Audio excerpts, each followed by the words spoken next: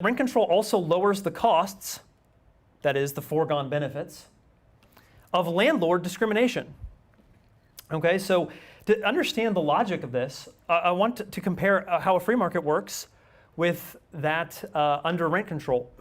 So in a free market, prices adjust so that there is no housing shortage. And the reason why this is important for us is because that makes it costly for a bigoted or somehow prejudiced landlord to turn someone away due to their skin color or any other characteristic they have that he dislikes. Okay? The reason why it would be costly is because the apartment unit would then sit empty in the face of such bigotry. Okay, so by behaving as a bigot, the landlord is foregoing rental income that could be his. Okay, so another foregone benefit that we just detected means that we've spotted a cost. But now we want to compare that logic to the situation under rent control. Under rent control, there is a shortage, that is a long line of people who would like to rent housing. And so now what happens when the landlord decides to indulge his bigoted taste? Well, this time, it's low cost to do so.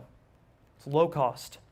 When he passes over a prospective tenant for reasons of skin color or gender or religious beliefs or anything else, he can be more confident that there's someone else in line right behind this person who has the preferred characteristics. Okay, so at this point, you're maybe wondering what this little child coloring on the wall is doing. Okay, so a good example of this logic comes from the Swedish economist Sven Reidenfeld, who examined the Swedish housing market.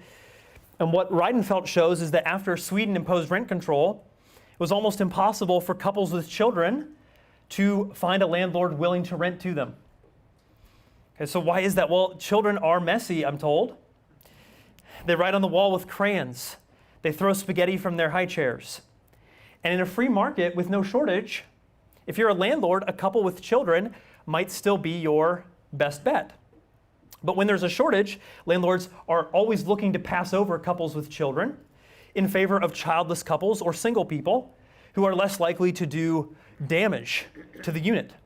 So in this case, there's thus no free lunch for the parties that are discriminated against. Okay, in the example I gave, couples with children.